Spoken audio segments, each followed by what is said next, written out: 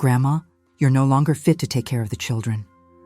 My granddaughter Camilla's words sliced through that Sunday afternoon air like a sharp blade.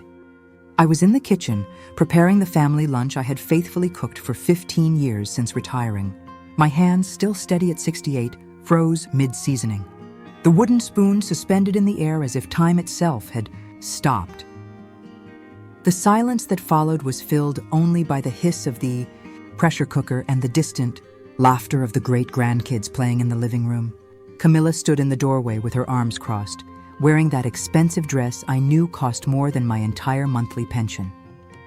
At 35, she had inherited our family's beauty, but something in her eyes had hardened in recent years. "What did you say, dear?" I managed to mumble, still processing the impact of those words. My heart pounded in my chest, that familiar feeling when something terrible is about to happen. "You heard me perfectly." "Grandma." Her voice carried that icy tone I knew so well, the same one she used with store clerks or anyone she thought beneath her. "Mom and I have already decided. You're no longer capable of taking care of Pedrinho and Sofia on the weekends. You're becoming too forgetful, too slow." The pots on the stove kept their steady rhythm, but to me the kitchen had turned into a strange, hostile place. This was the same kitchen where I had taught Camilla to bake chocolate cake when she was 8. The same kitchen where she cried in my arms after her divorce. The same kitchen where I had spent countless nights preparing food for her birthday parties. "Forgetful?" I repeated, trying to keep my voice firm. "Camila, just last week I helped Pedrinho with his science project. I showed Sofia how to braid her doll's hair. I took them to the park, gave them baths, cooked their favorite dinner. Exactly the problem." She cut me off with an impatient sigh. "You're doing things you shouldn't be doing at your age. What if you fall with them? What if you forget to turn off the stove? What if—" But I knew that behind all these fabricated concerns, there was something much simpler and crueler. Camilla had found a cheaper babysitter, a young college girl who would charge half of what she paid me when she remembered to pay me at all. "Besides," she went on, adjusting her expensive purse on her shoulder, "you need to enjoy your age. Rest, travel, do your little old lady things, little old lady things." The words echoed in my mind like a painful refrain. For 15 years, ever since I retired from the school cafeteria after 3 decades, my life had revolved around those children. They were my joy, my reason to wake up excited every weekend. "And the kids?" I asked, my voice cracking. "Do they know I won't be—" "They'll get used to it." Her answer came quick, cold, calculated. "Children adapt easily. And Jessica, the new babysitter, is young, energetic. She studied education." Studied education. As if the 40 years I had spent caring for children, first my 3 kids, then my 7 grandchildren, and now the great-grandchildren, meant nothing compared to a university diploma. The sound of the front door opening pulled me from my thoughts. It was Marcus, my youngest son and Camilla's father, coming in with that wide smile that always warmed my heart.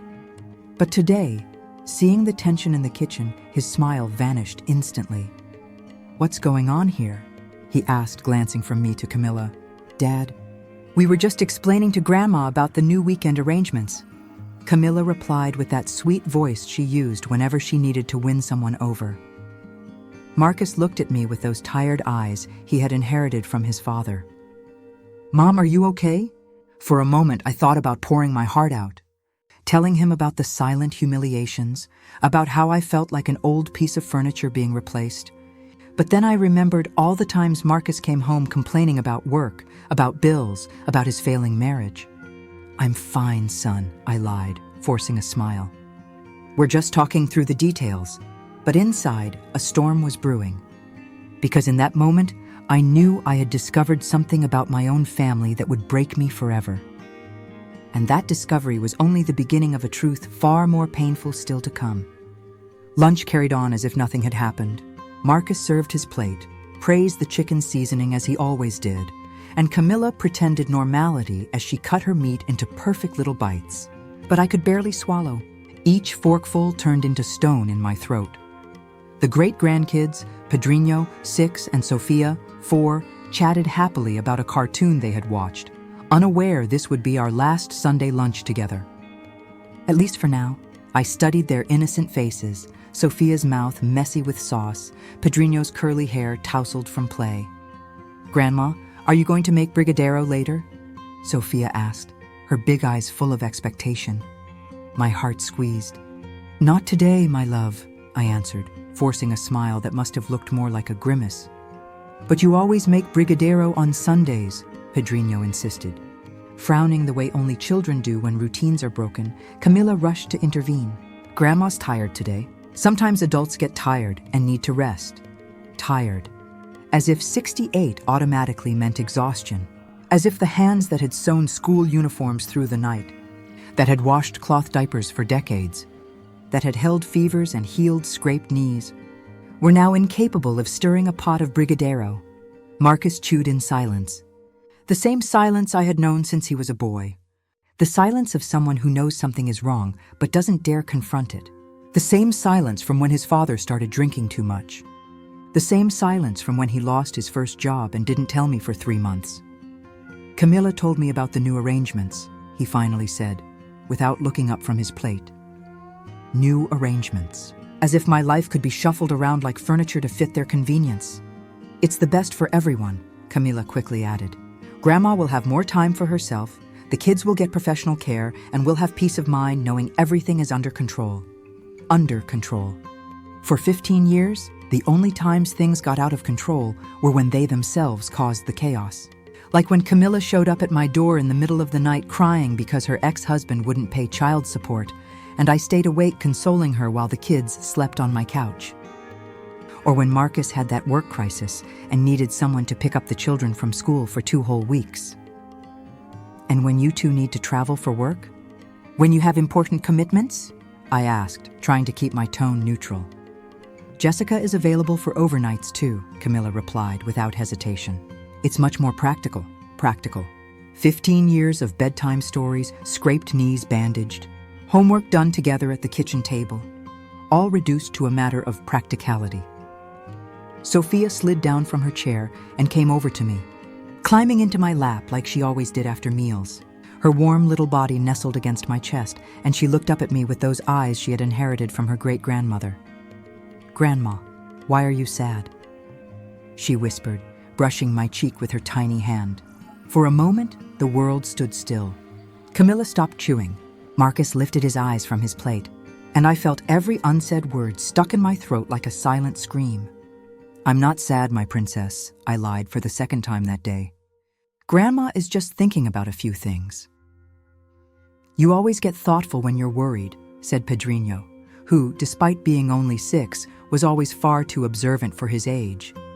"It's like when you stand by the window after Mom leaves. Children's innocence can be cruel without meaning to."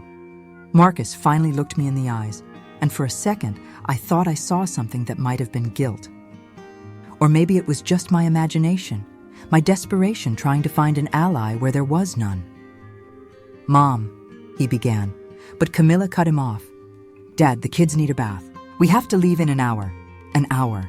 60 minutes to say goodbye to a routine that had been my whole life for 15 years. 60 minutes to memorize the laughter, the hugs, the feeling of being needed, of being loved unconditionally. As I helped Sophia climb down from my lap, a memory hit me like a punch to the stomach. Camilla, at 5 years old, crying because her mother had promised to take her to the park but had to work instead. "Don't cry, my love," I had told her. "Grandma will always be here. Grandma will never leave you." Now, watching my granddaughter avoid my eyes as she stacked dirty plates, I understood the cruel irony of fate. I had raised the very person who was now discarding me like a used object, but there was something in Camilla's urgency, in the way Marcus avoided talking to me, in their rush to leave right after lunch, that told me the situation was more complicated than it seemed. And as the hours passed that afternoon, I began to suspect there was much more behind this decision than my supposedly old age. A suspicion that would soon become certainty in a way I could never have imagined. After they left, the house sank into that heavy silence only those who live alone know. I began clearing the dishes, a task I had always done with joy because it meant I'd had good company. Today, each dirty plate was a painful reminder that it might be the last time. I was just finishing putting the leftovers in the fridge when I heard the screech of car brakes outside. From the kitchen window, I saw Camilla quickly stepping out of the car and hurrying toward the door. She must have forgotten something. "Grandma, sorry to bother you again," she said, already walking in without waiting for an answer. I forgot Sophia's bag under the table. As she searched for the pink bag, a folder of documents fell from her purse, scattering papers across the living room floor. Camilla rushed to pick them up, but not before my eyes caught something that froze the blood in my veins. It was a bank envelope, half open, with my name printed in bold capital letters. Dr. Helena Santos, my full name, which only ever appeared on official documents. "Camilla," I said slowly, feeling my heartbeat quicken, "why do you have my mail?" She froze for a second, papers still scattered on the floor, like a child caught stealing cookies from the jar. Then she quickly pulled herself together, flashing that forced smile I knew all too well. "Oh, that. Remember when you asked me to grab your mail last month when your back was hurting? Some envelopes must have gotten mixed up with mine. But I remembered that day perfectly. I had asked her to collect only the basic bills, electricity, water, phone. Nothing bank-related. Certainly nothing that would justify her holding onto my mail for an entire month without giving it to me. "Let me see that envelope," I said, extending my hand, trying to keep my voice calm. "It's nothing important, Grandma. Just bank advertising." But she clutched the envelope to her chest, and it was in that defensive gesture that I knew something was very wrong. "Camilla, that's my mail. Hand it over. Now." For a moment we just stood there, grandmother and granddaughter, in a silent standoff that spoke louder than any argument. Finally, she reluctantly handed me the envelope. My hands trembled as I opened the paper. It was a bank statement from my savings account, the one I had opened 20 years ago to save money for emergencies. The account that should have had 43,000 rees, the fruit of decades of saving, penny by penny. The current balance was 1,200 rees. The world spun around me. I sank heavily into the armchair, the paper shaking in my trembling hands. 42,000 reis had simply vanished. Regular withdrawals, always 3,000 to 5,000 at a time, over the last 8 months. "How?" was all I could whisper. Camilla stood pale, leaning against the wall as if she needed support to keep from falling. "Grandma, I can explain." "Explain what?" "Explain how 42,000 rees disappeared from my account?" My voice came out louder than I intended, filled with a pain I didn't even know I was capable of feeling. I needed it. I was in debt, the apartment was about to be repossessed, I was going to lose everything. The words tumbled out of her mouth as if she had been holding back this confession for months. "And you thought you could just steal from me?" "It wasn't stealing. It was a loan. I was going to pay it all back, I swear. That's why I didn't want you taking care of the kids on weekends anymore. I was going to use the money I saved with the babysitter to start paying you back." The connection clicked in my mind like the pieces of a macabre puzzle. She wasn't pushing me away from the children out of concern for my age. She was pushing me away because she couldn't look me in the eyes after what she had done. Guilt was eating her alive, and the solution she found was to erase me from the picture. "How did you even get access to my account?" I asked, trying to grasp the mechanics of the betrayal. Camilla lowered her head. "Remember when you broke your arm last year? You gave me your password to make a few payments. I wrote it down." Of course I remembered. I had trusted her completely, grateful to have a granddaughter willing to help me in my hardest times. And she had used that trust to systematically steal from me for 8 months. 42,000 rees, Camilla. Do you know how long it took me to save that money? Do you know how many times I went without buying medicine or new shoes or decent clothes just to save those pennies? Tears began streaming down her face, but they were the tears of someone caught, not of someone truly repentant. "I know, Grandma. I know it was wrong, but I was desperate. You don't understand the pressure I was under, the bills, the threats. I didn't know what else to do." "And why didn't you come talk to me? Why didn't you ask for help like you always did when you had problems?" She stayed silent, and in that silence, I found the most painful answer of all. Because this time the problems were too big. This time she needed more money than I could ever give. This time, she needed it all. The phone rang at that moment, cutting the tension like a blade. It was Marcus. Camilla hurried to answer, and I only caught fragments of the conversation. "Dad," she found out. "I don't know. She's very upset." When she hung up, she looked at me with an expression I'd never seen before. A mix of fear, desperation, and something that might have been anger. "Dad's coming here. We need to sort this out as a family. Sort this out as a family." As if stealing from your own grandmother were a normal family issue that could be fixed with a conversation around the table. But as I held that bank statement in my hands, an even worse suspicion began to form in my head. There was something about the way Camilla spoke, the speed with which Marcus came over, the coordination of it all, that made me think this betrayal might be bigger than I'd imagined. And what I would discover in the next few minutes would change forever, not only my relationship with them, but my understanding of who I really was to my own family. Marcus arrived in less than 15 minutes, which told me he hadn't been at home when Camilla called. He was too close, too fast, as if he'd been waiting for that call. The sound of his key in the lock made me realize he still had copies of my house keys, something that had always made me feel secure, but that now took on a dark significance. "Mom," he said as he came in, avoiding my eyes and walking straight to where Camilla was leaning against the wall. He didn't greet me. He didn't ask how I was. He went straight to hugging his daughter as if she were the victim in this story. "Marcus, sit down."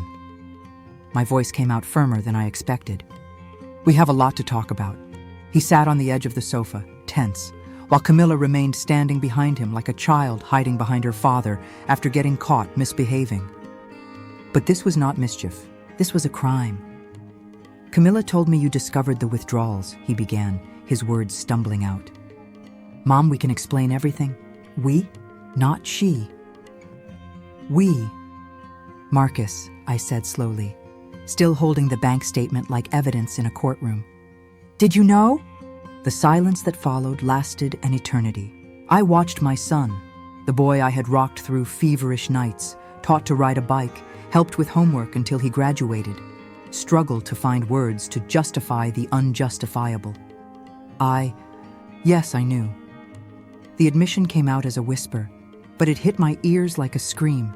I felt as if the ground had opened beneath my feet.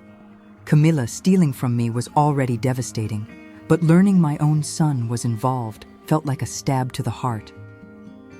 "How long had you been planning this?" I asked, surprised at how calm my own voice sounded. "It wasn't planned," Marcus hurried to say. Camilla was truly desperate. The apartment was about to be repossessed. She was going to lose everything. The kids would be left homeless. She came crying to me. I didn't know what to do. "And the first solution you found was to steal from me?" "It wasn't theft, Mom. It was an emergency loan. We were going to return every cent. A loan?" I stood up from the armchair, feeling a strange energy run through me.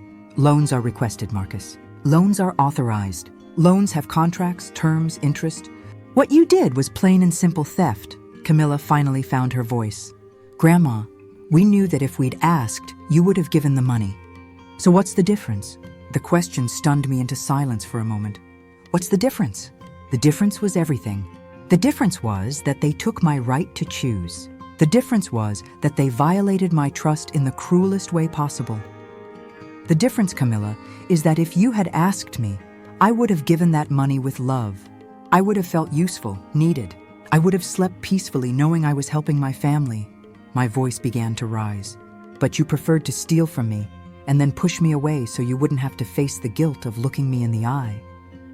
Marcus ran his hands through his hair, that nervous gesture he'd done since childhood. "Mom, the situation was complicated. Camilla was being threatened. There were people charging absurd interest. If she didn't pay, what kind of debt was it, Camilla?" I interrupted. "Why were you being threatened?" The exchange of looks between her and her father told me everything.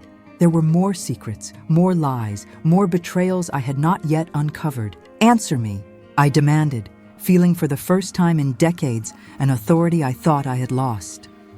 "Gambling," she murmured, so low I almost didn't hear. "What?" "Online gambling, sports betting. I developed a problem." The words sounded as if they were being torn out of her. The world stopped again. My granddaughter, the mother of my great-grandchildren, had lost 42,000 rays, the savings of a lifetime, to gambling. And my son had been complicit in that destruction. For how long? I asked, though I wasn't sure I wanted the answer. 2 years. maybe 3. Camilla was crying now, but her tears were those of someone caught, not of someone truly remorseful. And you knew this too, Marcus? He nodded miserably. I found out about 6 months ago. I tried to help her stop, Mom. I swear I tried. But when she told me she was going to lose the apartment, that the loan sharks were threatening her and the kids, you thought I was the easiest solution. It wasn't like that. Marcus stood up, finally looking me in the face. You've always been our rock, Mom. You always solved everyone's problems. We thought you would understand, that you'd want to help. So why didn't you ask? The question hung in the air like an accusation. Because I already knew the answer, even if they didn't have the courage to admit it. They didn't ask because they knew I would say no. Because 42,000 reas to feed a gambling addiction was not rescuing a family in crisis, it was underwriting self-destruction. The phone rang again, slicing the air. Marcus answered quickly, and I heard only, "No, she still doesn't know everything. Yes, I think you should come too." When he hung up, he looked at me with an expression I couldn't read. "Who was it?" I asked, though my intuition was already giving me the answer. "It was Sandra," he said, referring to my eldest daughter. "She's coming over." And in that moment, I understood the betrayal was even bigger than I'd imagined. Because if Sandra was coming, if she already knew what was happening, it meant all my children were involved in this conspiracy against me. The woman who had dedicated her entire life to building a united family was about to discover that this same family had united to destroy her. Sandra arrived 20 minutes later, and the way she walked into my house told me everything I needed to know. She didn't ring the bell. She didn't knock. She came in as if she owned the place, wearing that tense expression I had known since her teenage years, the look of someone ready for a fight. "Mom," she said, not even bothering to greet me, "we need to have a serious conversation." Sandra had always been the most pragmatic of my children. The one who studied business administration and built a career at the bank. At 42, she carried that cold authority of an executive, always speaking as if she were in a boardroom meeting. Today, that coldness was sharper than usual. "Sit down, all of you," I ordered, surprising myself with the authority in my own voice. "I want to know exactly what's going on here." Sandra exchanged a meaningful glance with Marcus before sitting in the armchair that had once belonged to my late husband. Camilla remained standing, biting her nails, a nervous habit she'd had since childhood. "Mom, the situation is more complicated than you think," Sandra began, using that condescending tone she reserved for clients she considered unintelligent. "Then explain it to me." I crossed my arms and braced myself to hear the rest of the truth. Camilla wasn't the only one who needed help, Sandra said, her words slow, calculated. Over the past 2 years, the whole family has faced financial difficulties. A chill ran down my spine. "What kind of difficulties?" Marcus cleared his throat, avoiding my eyes. "I lost my job last year, Mom. I was unemployed for 6 months. I couldn't keep up with the mortgage. I was falling behind on everything." "And why didn't you tell me?" "Because I knew you would offer to help, and you were already doing so much for the family." He paused. So Sandra suggested a solution. My eyes turned to my eldest daughter, who stared back at me with that professional coldness that always irritated me. "What solution?" "A temporary and organized one," Sandra replied, pulling a folder from her bag. "Instead of you giving money here and there, without control or planning, we decided to centralize everything." She opened the folder and spread papers across the coffee table. "Bank statements, contracts, documents I didn't recognize. I don't understand," I said. Though part of me was already beginning to understand, and what I was beginning to understand terrified me. "Mom, you're 68?" Sandra went on, her voice taking on that professional tone she used when explaining complex investments to clients. "You no longer have the mental clarity to manage your finances efficiently." Her words hit me like a slap in the face. "What did you just say? How many times have you forgotten to pay a bill? How many times have you bought the same thing twice because you forgot you already had it? How many times have you called me confused about your bank statement?" Each example she gave was like a needle prick, because there was some truth in each one. Yes, I had forgotten to pay the electric bill once. Yes, I had bought sugar twice in the same week. But that didn't mean I was losing my sanity. "So what exactly did you decide?" I asked, feeling my voice tremble. Camilla finally spoke. We thought it would be better to centralize your finances. Aunt Sandra works at the bank. She knows how to manage money. You took my savings out without my authorization to manage my finances? We didn't take it, Sandra rushed to say. We redistributed it. Look here. She pointed to one of the papers. 15,000 went to cover Marcus's debts and keep him from losing his house. 20,000 went to pay off Camilla's gambling debts and make sure the kids had a roof over their heads. 7,000 was invested in a fixed income fund in your name. And where is this investment? Silence. A long, heavy silence that told me there was no investment at all. Sandra, my voice came out dangerously low. Where is the 7,000 rise investment you made in my name? There were some problems. The market was unstable, the investment lost value. She was stammering, something Sandra never did. How many problems? Everything, Marcus muttered. She lost it all. The truth hit me like an avalanche. There was no financial management. There was no family planning. There were only 3 adults who had decided I was too old and incapable of handling my own money, and who had taken over a lifetime of savings to solve their own problems. So let me understand, I said, feeling a strange calm wash over me. You stole 42,000 Rs from my account. Marcus took 15,000 to save the house he was losing through mismanagement. Camilla took 20,000 to pay gambling debts. And you, Sandra, took 7,000 to invest and lost it all. It wasn't exactly like that. Sandra tried to protest. It was exactly like that. I stood up again, feeling a strength I hadn't known I still possessed. And now you want to convince me you did it for my own good because I'm too old and incapable of handling my own money. Mom, you're upset. Marcus tried to come closer. Of course I'm upset. I just found out my 3 children conspired to steal from me and then had the audacity to claim it was for my own good. Camilla began crying again. Grandma, we were going to put it all back. It was only temporary. With what money, Camilla? You don't have a steady job. Marcus just came out of 6 months of unemployment. And you, Sandra? I turned to my eldest daughter. With what money were you going to replace the 7,000 you lost in the market? The silence that followed gave me all the answers. They had never planned to pay me back. They counted on me being too old and too confused to notice, or that when I finally did, it would be too late to do anything about it. Is there anything else you haven't told me? I asked. Any more surprises? Any more so-called help you gave me without my knowledge? Sandra and Marcus exchanged another look, and in that look I knew the answer was yes. There was more, much more.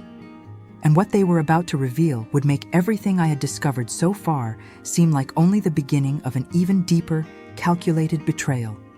Sandra let out a long sigh, as if preparing to confess to an even greater crime.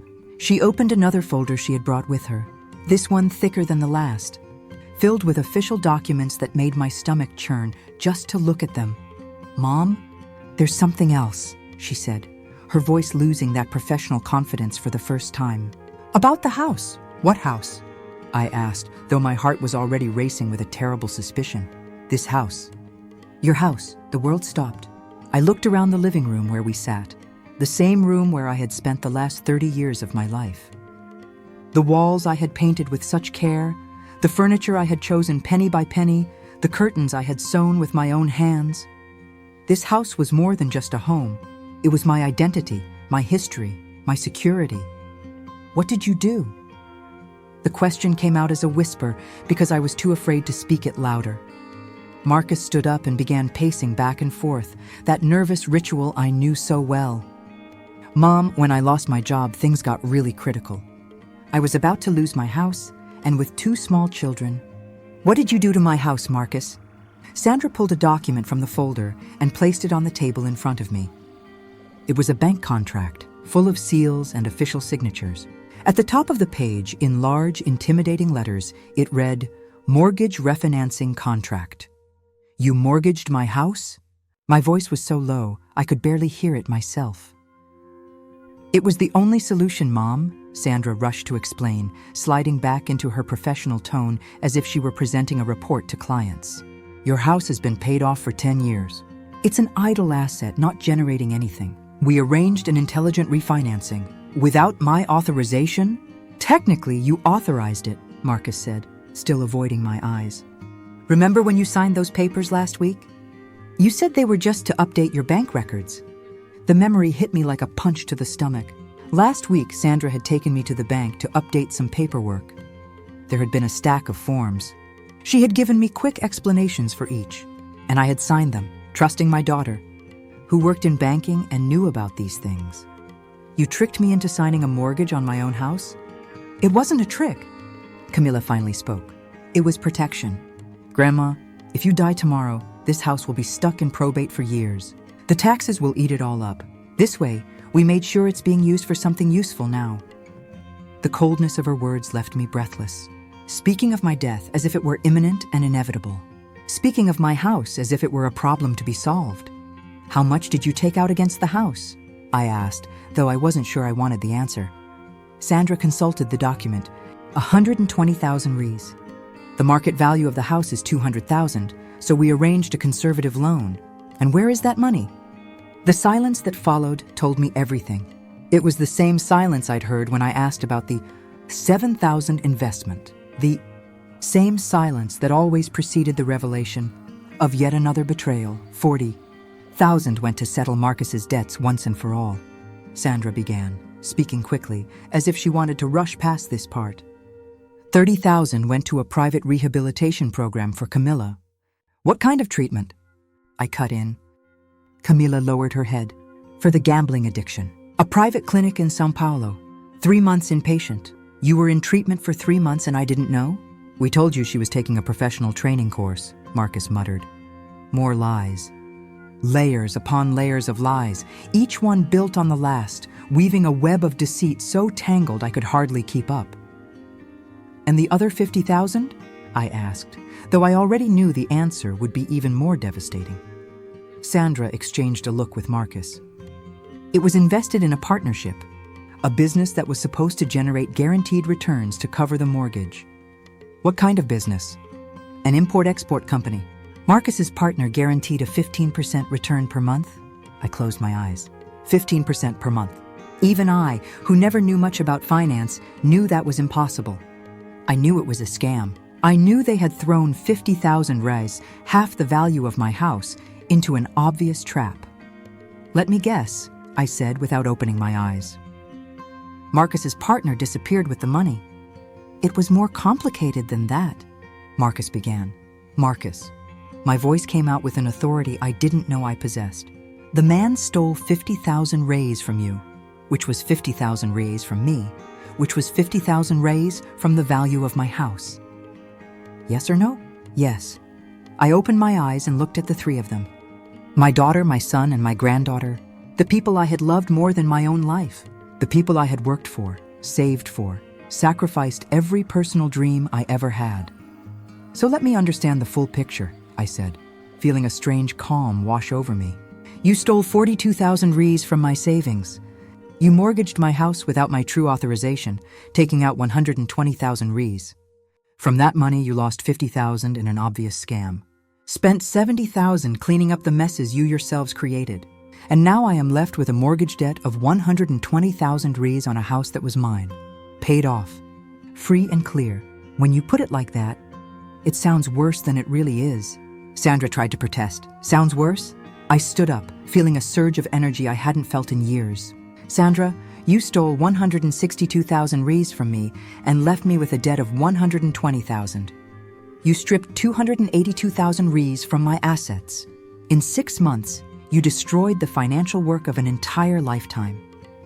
Tears began streaming down my face, but they weren't tears of sadness. They were the tears of a rage so deep and pure, I hadn't known I was capable of feeling it. And do you know what the most painful part of all this is? I went on, locking eyes with each of them. It's not the money. It's not even the house. It's that you did all this believing I was too stupid to understand, too old to notice, and too weak to fight back. But as I spoke, an even darker suspicion began to form in my mind. Because there was something about the timing of it all, the complexity of the scheme, the coldness of the calculations, that made me think this might not be the final betrayal. Maybe there was still one last revelation waiting for me. A revelation that would explain not only what they had done, but why they had chosen this moment to do it. There's one thing I still don't understand, I said, wiping my tears and composing myself. Why now? Why did you choose this exact moment to do all of this? The silence that followed was unlike the others. It wasn't the silence of being caught red-handed. It was the silence of people deciding whether or not to reveal the last and most terrible secret. Sandra looked at Marcus, who looked at Camilla, who finally lowered her head like a child about to confess the gravest mischief. "Grandma," Camilla began, her voice barely above a whisper, "do you remember when you fainted in the kitchen 3 months ago?" Of course I remembered. It had been a hot day, I was cooking for Padrino's birthday, and suddenly I felt dizzy. I woke up in the hospital with Sandra at my side, assuring me it was just dehydration. "What about it?" I asked, though a cold feeling was already spreading through my chest. "It wasn't dehydration," Marcus said, finally looking me in the eye. "You had a minor cardiac episode. The doctor said it was a warning." "What kind of warning?" Sandra pulled out yet another paper from that cursed folder. It was a medical report with my name on it, full of technical terms I didn't understand. "The cardiologist said you have a condition that could worsen at any moment," she explained, using that professional tone to make the unbearable sound palatable. I read the report with trembling hands. Words like cardiac instability, possible future episodes, and uncertain prognosis leapt off the page like accusations. "Why didn't you tell me?" I asked, feeling a new kind of betrayal piling on top of the others. "Because you would have panicked," Camilla said. "You would have been scared. You would have stopped living. We wanted to protect you.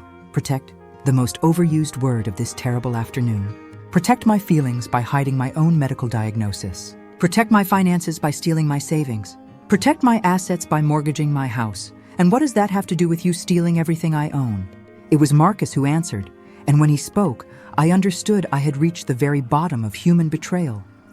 "Mom," the doctor said, You might not have much time.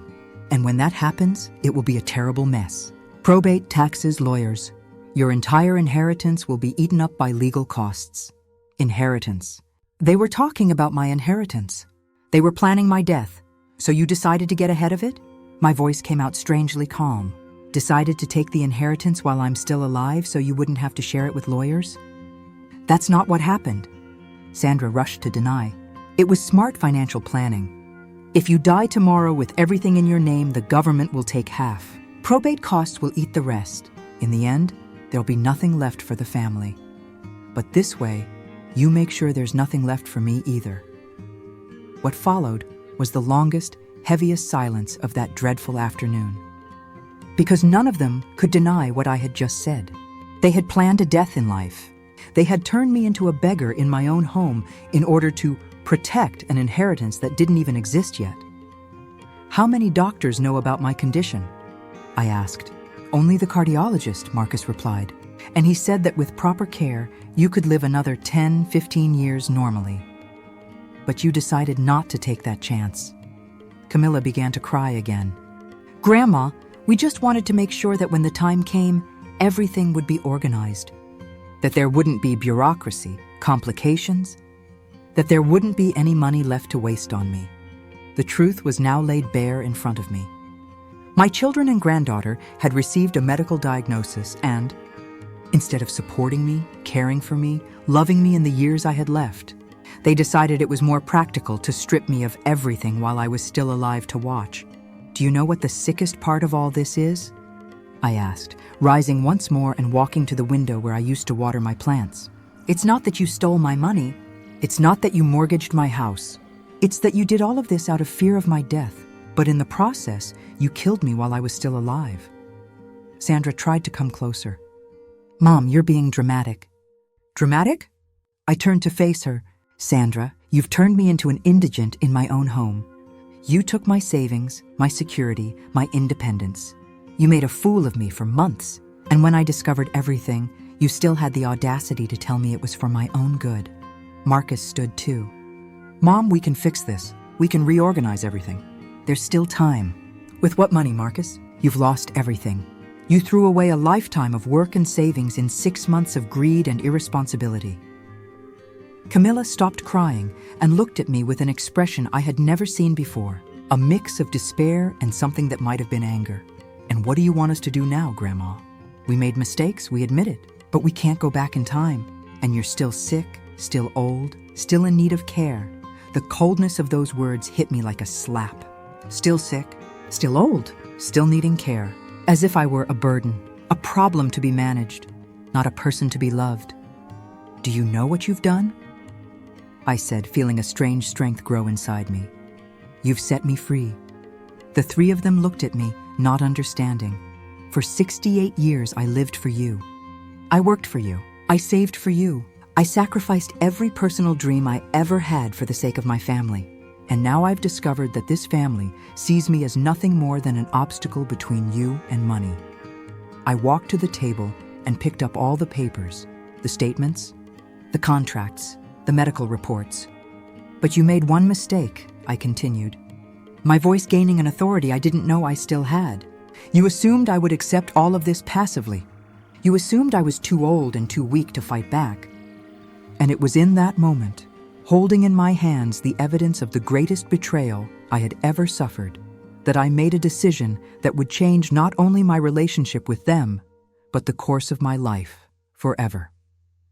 Get out of my house. The words came out with a crystalline clarity that surprised even me. The three of them stared at me as if I had spoken a foreign language. Mom, let's talk this through calmly. Marcus began. I said, get out of my house, now.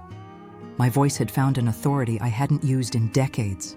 The same authority I had when they were children and did something truly serious. Sandra stood up, trying to recover her professional composure. Mom, you're upset. This isn't the time for rash decisions. Let's let you rest, and tomorrow nothing. I cut her off with a firmness that made them all step back. You had months to plan how to destroy me financially. I'm entitled to a few hours to decide how I'm going to respond. I walked to the front door and opened it, standing beside it like a sentinel. Grandma, please. Camilla tried to approach, but I raised my hand. Camilla, you said I'm still sick, still old, still needing care. Well then, from now on, you no longer have to worry about taking care of me. What does that mean? Sandra asked, a note of concern finally breaking through her controlled voice. It means you thought I was incapable of managing my own finances. You thought I was too old to make my own decisions. You thought I was too weak to discover what you did. I paused, looking each of them in the eye. Let's see if you were right. Marcus tried one last time. Mom, you can't be alone, the doctor said. The doctor said that to you, not to me, because you decided I was too incompetent even to hear my own diagnosis. I felt tears in my eyes, but they were tears of determination, not sadness. You treated me like a helpless child for months. Now you'll see what this helpless child is capable of. Sandra shoved the papers back into her folder with sharp movements. Fine, Mom. We'll give you some time to process this. But tomorrow we need to resolve the mortgage. The bank won't wait on your emotional crises. Emotional crises. Discovering that my own family had conspired to rob me was an emotional crisis. Sandra, I said with a calm that surprised me, you've worked at the bank for 15 years. You know all the banking laws. Answer me one thing. What happens when someone discovers they were tricked into signing documents they didn't fully understand? She stopped at the door, her face paling. Mom, you signed the papers. I signed documents you told me were for updating my records. I signed trusting the daughter who works at the bank and was supposedly protecting me. I smiled, and it must have been a frightening smile, because I saw Marcus step back. I imagine there are laws about that, aren't there? The silence that followed told me yes, there were laws, and they knew very well they had broken them. Camilla was the first to leave, practically running to the car. Marcus hesitated at the door. Mom, I know you're angry. You have every right to be, but we're your family. At the end of the day, we're all you have. I looked at my youngest son, the boy I had raised with so much love, and felt a strange peace come over me. Marcus, all my adult life, I believed you were all I had. Today I discovered that maybe I am all I need. He left without another word. Sandra was the last, stopping at the threshold with that calculating expression I knew so well. Mom, just so you understand the reality of the situation, you have a debt of 120,000 Rs. payable in monthly installments of 1,400 rees. Your pension is 2,000 rees. That leaves 600 rees a month to live on. Food, medicine, bills. Do the math. And she left, dropping that mathematical bomb in my lap. I closed the door and leaned against it, listening to the sound of the cars driving away. The house fell silent. But it was a different silence than I was used to. Not the silence of loneliness. It was the silence of freedom. I walked to the kitchen and poured myself a cup of coffee, a simple task that suddenly felt heavy with meaning. It was my coffee in my kitchen, in my house. At least it was still my house, even if mortgaged. I sat at the table where I had shared thousands of meals with the family I had just discovered never truly loved me. And I began to do exactly what Sandra had challenged me to do. The math, 1,400 rees for the mortgage, 200 for utilities, 300 for food, 150 for medicine. Total, 2,050 rees. My pension, 2,000. I was 50 rees short every month, and that didn't even count emergencies, repairs, or medical expenses. Sandra was right. The math was merciless. In my current condition, I would lose the house in a matter of months.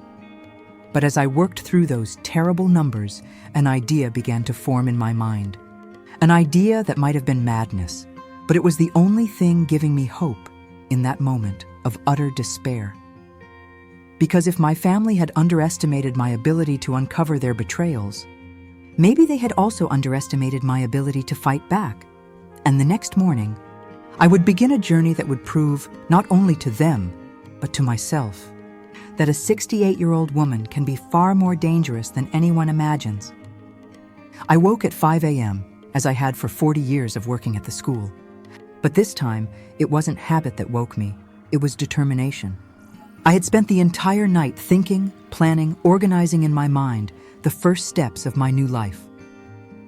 The first thing I did was call Dr. Henrique, my cardiologist. At exactly 7 o'clock, when the clinic opened, "Doctor, this is Helena Santos. I need to schedule an urgent appointment.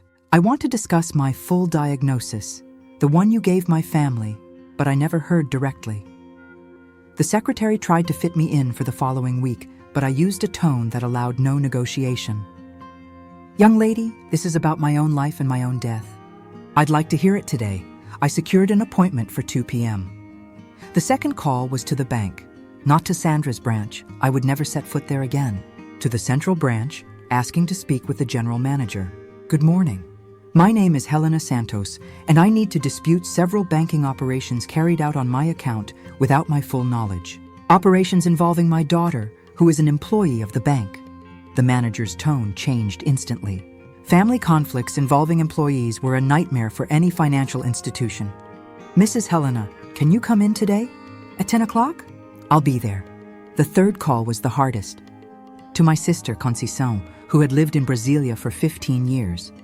We hadn't spoken in nearly 2 years after a silly fight about politics at Christmas. "Conceição, this is Helena. Helena, my sister, it's been so long." Her voice brought me a comfort I hadn't expected. "How are you? How's the family?" "The family." I paused, feeling the weight of the words that were about to come. "The family is stealing from me, Conceição, and I need your help." The silence on the other end was long and heavy. Then came my younger sister's firm voice. "Tell me everything, now." It took 40 minutes to explain the whole situation. Conceição listened without interrupting, asking only a few precise questions about dates and amounts. When I finished, she said, "Helena, you have 2 options. You can accept that they've turned you into a beggar in your own home, or you can fight. Which do you choose?" "I choose to fight, but I don't know where to start." "Then let me help. My husband is a lawyer specializing in banking law. I'll call him right now." "And Helena?" "Yes, you're not alone. You'll never be alone again as long as I'm alive." I hung up the phone feeling something I hadn't felt in months. Hope. At 10 o'clock sharp, I was at the central bank. The general manager, Mr. Augusto, received me personally. He was a man in his 50s, with glasses and a flawless suit, who treated me with the respect I had forgotten I deserved. "Mrs. Helena, tell me exactly what happened." I opened my bag and placed on his desk all the documents I had separated during the night. Bank statements, contracts, even some notes I had made about my conversations with my family. My daughter Sandra has worked at the downtown branch for 15 years. She took me there to update my records and had me sign documents that resulted in a 120,000 real mortgage on my fully paid off house. Mr. Augusto examined the papers with growing concern. Did you fully understand what you were signing? Absolutely not. I trusted my daughter, who has worked at the bank for 15 years. I thought she would never harm me. He made a few notes and looked at me with a serious expression. Mrs. Helena, I'll be direct with you. If we can prove there was misrepresentation or that you were deceived about the nature of the documents, we can annul the entire operation. My heart raced. Is that possible? It's possible. But it will be a battle. Your daughter will claim you knew what you were signing. She'll use your age against you. She'll say you're confused, forgetful.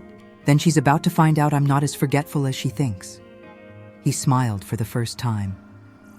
I'll send the case to our internal audit, and I recommend you hire a lawyer. Cases like this are complex but not impossible. When I left the bank, it was noon. I had 2 hours before my doctor's appointment. I used that time to do something I hadn't done in decades.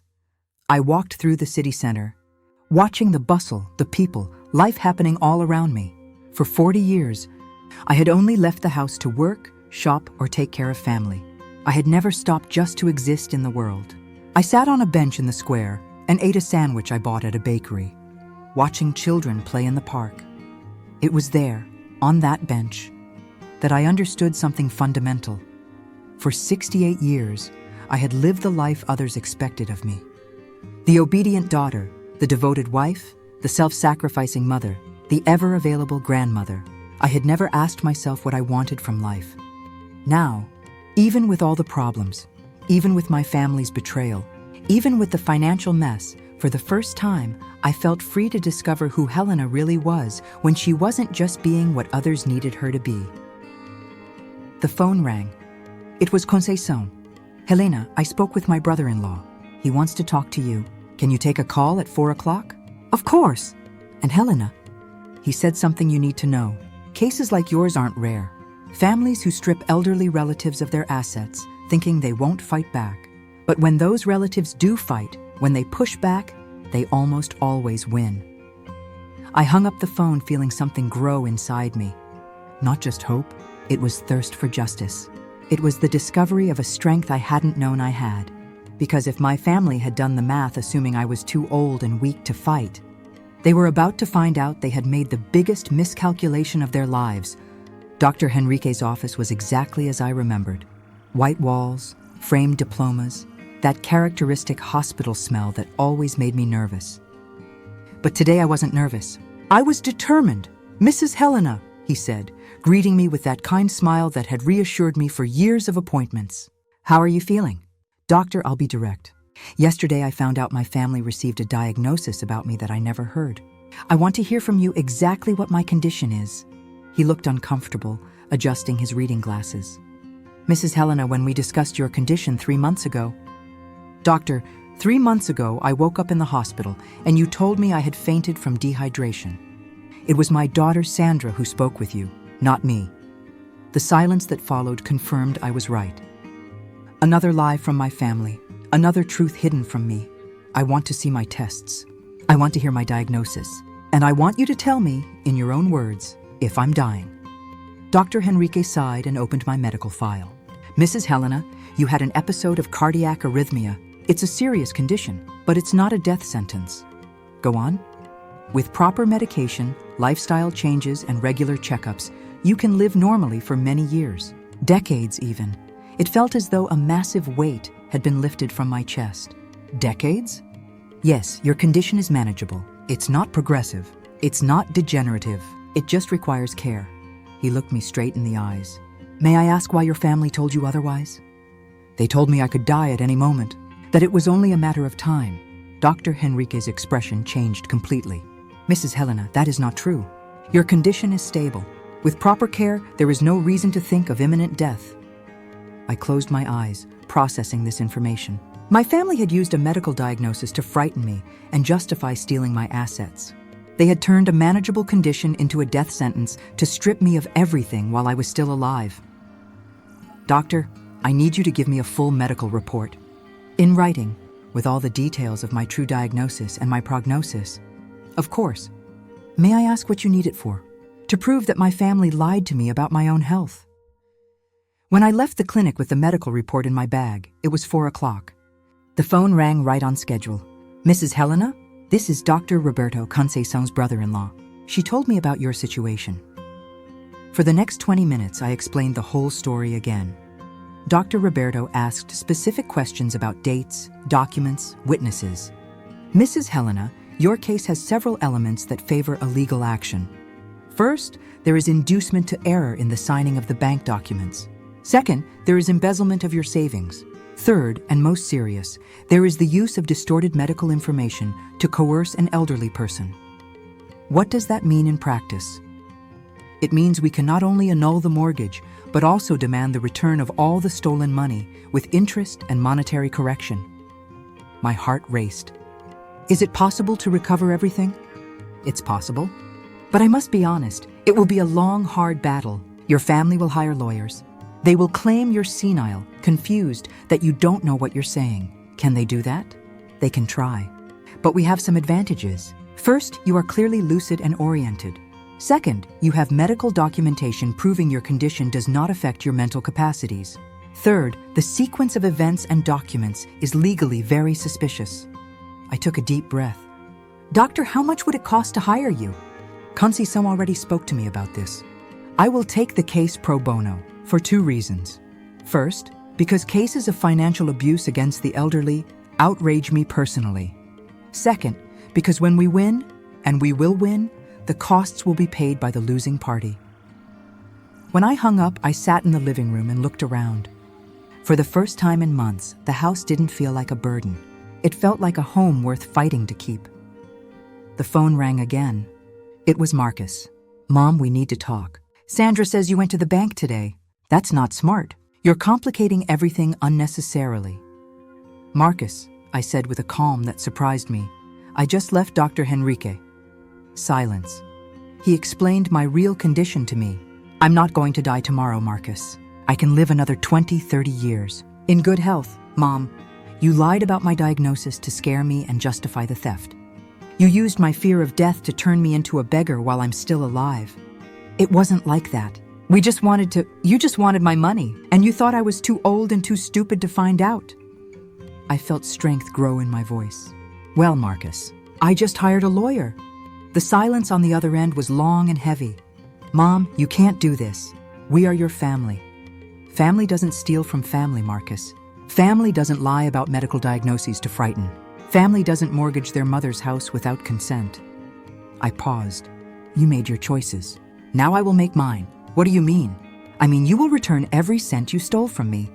You will annul the fraudulent mortgage, and you will learn that underestimating a 68-year-old woman was the biggest mistake you ever made. I hung up before he could answer. That night, for the first time in months, I slept calmly, because I was finally not alone in this fight. And more important, I finally knew I had a fight worth winning. The next morning brought 3 threatening calls before 8 a.m. The first was from Sandra, using that professional tone she used when she wanted to intimidate someone. Mom, you made a serious mistake going to the bank yesterday. Discussing private family matters with strangers can have serious legal consequences. Sandra, I replied calmly, preparing my breakfast. Talking about crimes committed against me is not a private family matter. It's a matter for the police. Crime? What crime? We helped you manage your finances because you're no longer capable. I have in my hand a medical report from Dr. Henrique stating that my mental capacity is perfect and that I can live normally for decades. The silence that followed was delicious. The second call came from Marcus 20 minutes later. Mom, Sandra told me you threatened to sue the family. That's ridiculous. You don't have money for a lawyer. I do have a lawyer, Marcus. And he's working pro bono because cases of elder abuse personally enrage him. Abuse? Mom, you're exaggerating. No one abused you. You stole 162,000 reais from me. You mortgaged my house without my real consent. You lied about my medical diagnosis. If that's not abuse, what is it? It was help. We were trying to help. Marcus, if you wanted to help me, You would have told me the truth about my health and asked for my authorization before touching my money. You hid, you lied, and you stole. The third call came from a number I didn't recognize. A male voice, formal, intimidating. Mrs. Helena Santos? This is Dr. Marcio Ferreira, attorney for the Santos family. I represent your children, Marcus and Sandra, and your granddaughter, Camilla. They had already hired a lawyer. In less than 24 hours. Yes, doctor. Mrs. Helena, my clients are concerned about your mental state. The accusations you're making are serious and unfounded. We'd like to resolve this situation amicably within the family. Doctor, are you aware of the money stolen from my savings account? Of the fraudulent mortgage on my paid-off house? Madam, there was no theft or fraud. There was responsible financial management of a person with diminished capacity. Diminished capacity? I felt anger rise but kept my voice calm. I have a current medical report attesting to my full mental capacity. Reports can be interpreted in different ways. What my clients propose is an agreement. You drop any legal action, and they commit to paying the installments of the mortgage. The proposal left me stunned. They will pay the mortgage installments they themselves fraudulently created? It is a generous proposal considering the circumstances. And my stolen 162,000 reais? As I said, there was no theft. But in the spirit of family reconciliation, they may consider some symbolic compensation. Symbolic compensation. A lifetime of savings reduced to a symbolic gesture. Dr. Marcio, can you deliver a message to your clients? Of course. Tell them Helena Santos does not accept handouts. I want back every cent they stole from me with interest and monetary correction. I want the mortgage annulled completely, and I want a public apology for what they did to me. Mrs. Helena, that is impossible. Then I'll see you in court. I hung up the phone and immediately called Dr. Roberto. Doctor, they've already hired a lawyer, and they made me an offer. I relayed the entire conversation. He laughed on the other end. Mrs. Helena, this is excellent. When the opposing side makes desperate offers in less than 24 hours, it means they know they did something wrong and they're afraid. What do we do now? Now we prepare our initial petition, and I'll request an injunction to block any further movement of the assets still in your name. 2 hours later, I received an unexpected visit. Camilla showed up at my door alone, her eyes red from crying. Grandma, please, we need to talk. I let her in but kept my distance. Grandma, I know we did wrong. I know we did everything wrong. But please, don't destroy our family over money. Camila, I didn't destroy this family. You destroyed it when you decided I was an object to be exploited. But Grandma, if you sue us, what will happen to the children? Pedrinho and Sofia aren't to blame for any of this. The lowest blow of all, using the children as an emotional shield. Camilla, where were your concerns for the children when you lost 42,000 raised gambling? Where was your sense of responsibility when you mortgaged my house to cover your debts? I was sick! Addiction is a disease. Then get treatment. But not at my expense. She began to cry harder. Grandma, are you going to send me to jail? I'm going to seek justice, Camilla. If that includes jail, it will be a consequence of your choices, not mine. But I'm your granddaughter. You raised me. I'm like a daughter to you. I looked at her, the girl I had helped raise, who had slept in my arms as a baby, whom I had taught to read and write, and felt something finally break inside my chest. Daughters don't steal from mothers, Camilla. Daughters don't lie about medical diagnoses to frighten them. Daughters don't mortgage the home where they were raised with love. She left crying, but her tears no longer moved me, because I had finally understood the difference between true love and emotional blackmail. That afternoon, Dr. Roberto called me with news. Mrs. Helena, I filed the lawsuit today, and there's more. I obtained an injunction blocking any attempt to sell or transfer your house. Now they can't touch anything without a judge's authorization. And how long will it take? Cases like this take between 6 months and 2 years. But I'm sure they'll try to settle long before that. No one wants a public trial involving elder abuse. When I hung up, I sat in my favorite armchair and looked out the window. Outside, life went on as usual. People passed by on the street. Children played.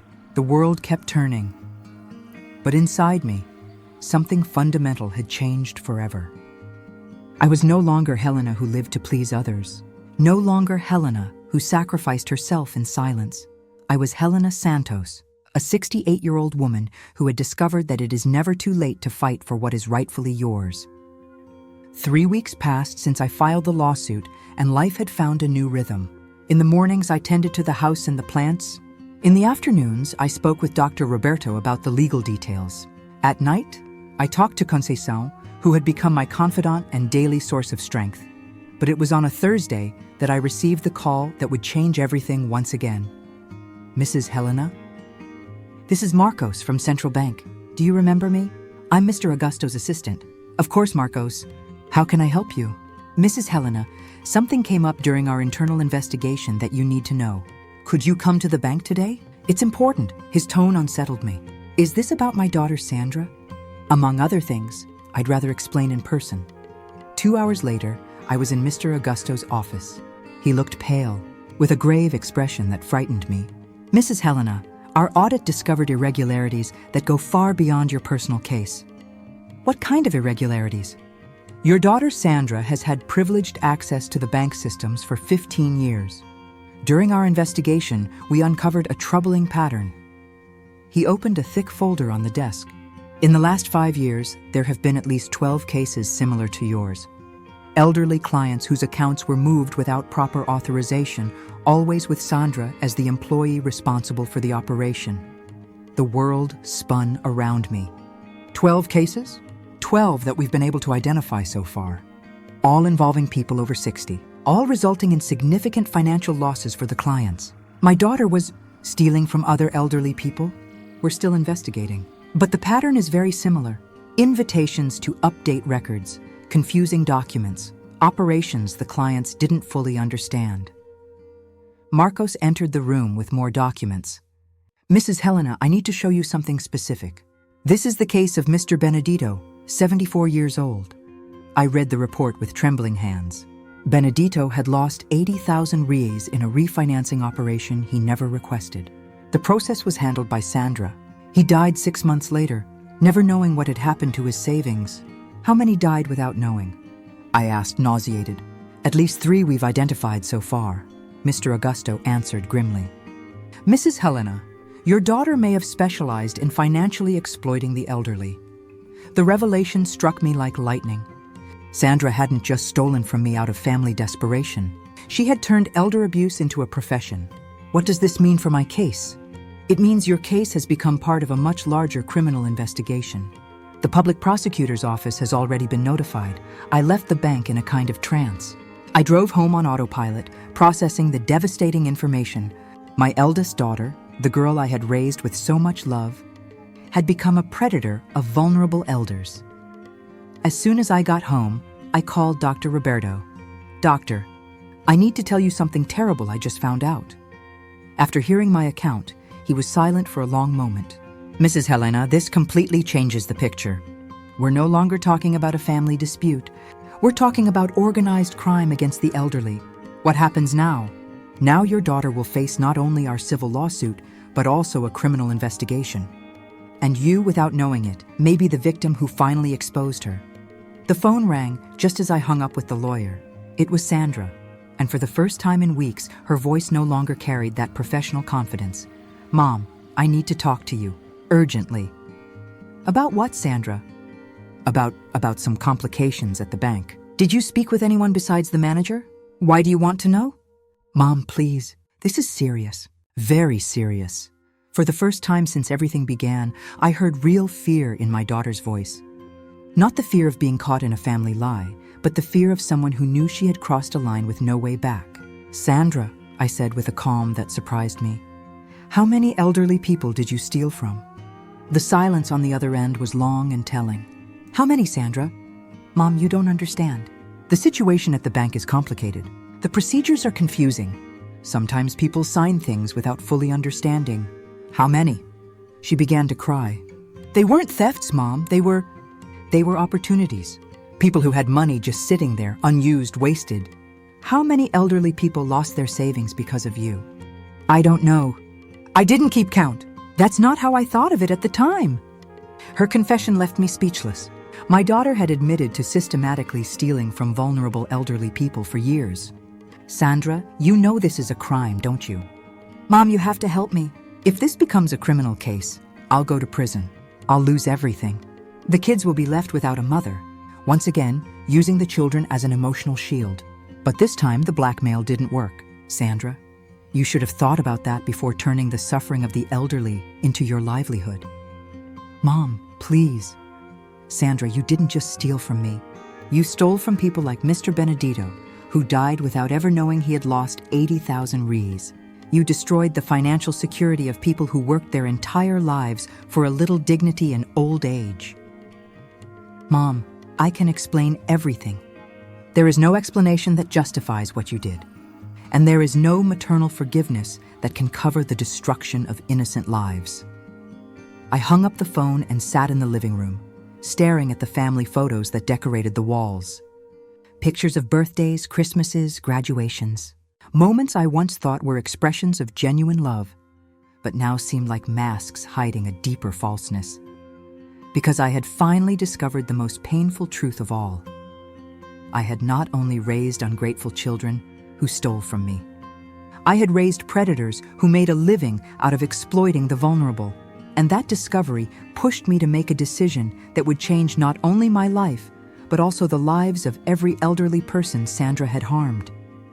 The next morning, I received a call I never expected. A trembling female voice, older. Mrs. Helena, this is Maria Conceição Silva. I got your number through the bank. You don't know me, but I think we have something in common. Yes, Mrs. Maria, how can I help you? My daughter told me you're suing Sandra Santos from the bank. The blonde woman, very polite, who's worked there for years. My heart raced. You know Sandra? I know her well. She's the one who made me lose 60,000 reis 2 years ago. She told me it was for a guaranteed investment. Her voice broke slightly. I never really understood what happened. I thought it was my fault for being old and confused. I closed my eyes, feeling deep pain. Mrs. Maria, it was never your fault. When my daughter heard that other people were reporting Sandra, she told me I should speak with you. That maybe together we could do something. Would you like to come here so we can talk? I'd like that very much. 2 hours later, Mrs. Maria was sitting in my living room. She was a 76-year-old retired teacher, widowed for 5 years. Her hands trembled slightly as she held a cup of coffee, and her eyes carried the deep sadness of someone who had lost not only money, but also faith in humanity. Mrs. Helena, I worked 50 years as a teacher. 50 years! I saved every penny for a dignified old age.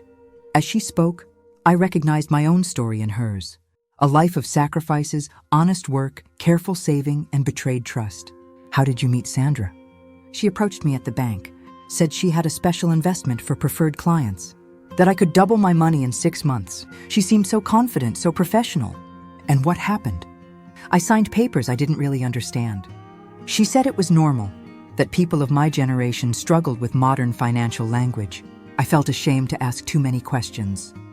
The same strategy, the same subtle humiliation, the same exploitation of the insecurity elderly people feel when facing systems they don't fully understand. When I realized I had lost everything, it was too late. Sandra said the market had changed, that it wasn't her fault, that I should have read the contracts more carefully. You never thought of reporting it? Mrs. Maria lowered her head. To whom? Who would believe a 76-year-old woman against a respected bank employee? My own family said I should have been more careful. The phone rang, interrupting our conversation. It was Dr. Roberto. Mrs. Helena, I have important news. Can I speak now?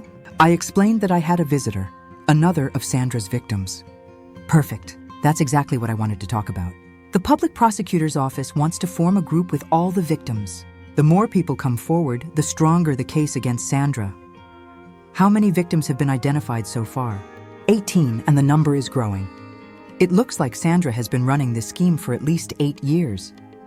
I looked at Mrs. Maria, who watched me with an expression of hope I hadn't seen in months. Mrs. Maria, I said after hanging up the phone, what if the two of us led a movement to gather all of Sandra's victims? Her eyes lit up for the first time since she had arrived. Do you think that's possible? I think it's necessary. Sandra counted on the fact that elderly people feel ashamed, isolated, without the resources to fight back. But what if we unite? What if we show that we're not weak victims, but strong survivors? That day, we began making calls. Dr. Roberto gave us the contacts of the other victims identified by the bank. One by one, we reached out.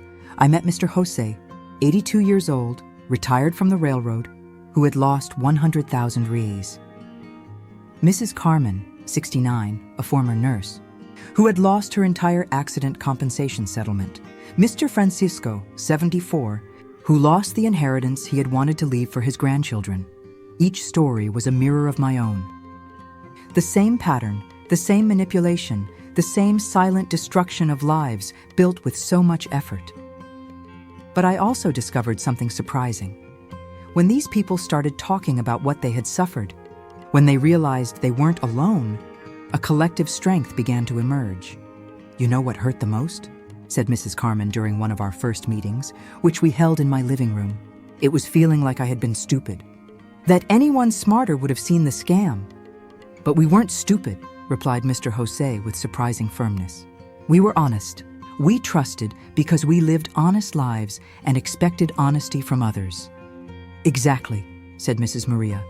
"Sandra exploited our decency, not our stupidity." Within a week, we had a group of 12 victims willing to fight together. Dr. Roberto was impressed. "Mrs. Helena, in 20 years of practicing law, I've never seen a group of victims organize so quickly and with such determination. It's because we've finally realized that our age isn't a weakness. It's our strength. We are survivors of decades of life. We will not let a criminal define us as weak victims." Sandra tried to call me 3 times that week. I didn't answer any of them, but she left increasingly desperate messages. In her last message, she said, "Mom, you don't know what you're doing. You're not just destroying me, but the whole family. The boys will suffer the consequences for the rest of their lives." But as I looked around my living room, seeing that group of elderly people who had regained their dignity and hope, I knew exactly what I was doing. I was turning victims into warriors. I was proving that age brings wisdom, not fragility. And I was showing that when the elderly unite, they can become an unstoppable force against those who exploit them. Sandra had underestimated not just a 68-year-old woman. She had underestimated an entire generation. 2 weeks after forming our group, we received an unexpected invitation. The local TV station wanted to do a report on the Sandra Santos case and banking fraud against the elderly. "Mrs. Helena," said journalist Ana Paula over the phone, "your story has become a symbol of resistance. We want to give victims a voice and warn others about this type of crime." At first I hesitated. Public exposure would mean the whole city would know that my own daughter had stolen from me. It would mean publicly admitting the humiliation I had suffered. But when I spoke to the group, Mrs. Maria was categorical. "Helena, if we stay silent, Sandra will go on thinking the elderly are easy prey. We need to show our faces." On Thursday, the TV studio was full. 8 of us represented the group, seated around a round table with the journalist moderating. The cameras rolled, and for the first time in my life, I was speaking to thousands of people. "Mrs. Helena," Ana Paula began, "could you tell us how you discovered you were being robbed by your own daughter?" I took a deep breath and began to speak. I told of the Sunday lunch, of discovering the statements, of the fraudulent mortgage. I told of the medical lies, of the money lost, of the months living like a beggar in my own home. "How did you feel when you discovered you weren't an isolated case?" At first I felt relief. I wasn't stupid or confused as my family had made me believe. Then I felt anger, a righteous anger at the injustice, not only against me, but against all the people Sandra destroyed. Mr. Jose spoke of the 100,000 reais he had lost. Mrs. Carmen cried as she told of the inheritance her children would never receive. Each testimony was more moving than the last. In the middle of the recording, something unexpected happened. The journalist's phone rang and she looked at me with a strange expression.